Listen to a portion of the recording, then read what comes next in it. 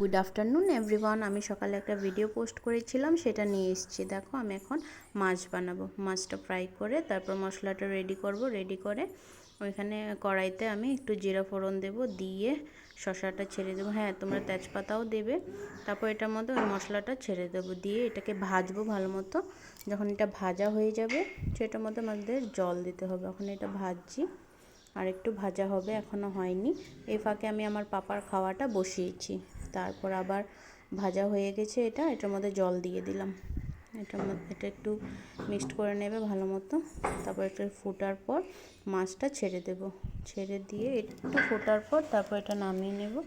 তারপর দেখো এখন মাছের ফাইনাল লুকটা। এটা খুবই ভালো লাগে এভাবে খেতে। আবারও মাছ বানাবো, বাট এটা শুধু পেঁয়াজ অ্যান্ড টমেটো দিয়ে হবে। পেঁয়াজটা ছেড়ে এটার মধ্যে একটু নুন দেবে, এটার মধ্যে কোনো ফোড়ন লাগবে না। তারপর এটাতে একটু টমেটো দিয়ে দেব। পেঁয়াজটা একটু ভাজা হওয়ার পর তারপর এখানে লঙ্কা গুঁড়ো, হলুদের গুঁড়ো দেবে, দিয়ে এটাকে একটু নাড়বে। নেড়ে আবার এটাতে একটু কিচেন কিং মশলা দেবে, দিয়ে এটাকে আবার ভালোভাবে নাড়বে। নেড়ে যখন টমেটোটা একটু গলে যাবে, একটু জল দিয়ে মিক্সড করবে। এখনও ভাজা একটু হবে। এই ফাঁকে আমার পাপার খাওয়াটা হয়েই যাচ্ছে প্রায়। এখন মাছটা দিয়ে একটু জল দিয়েছি যাতে মাছের ভিতরে মশলাগুলো ঢোকে। দেখো, মাছটা কমপ্লিট। থ্যাংক ইউ দেখার জন্য।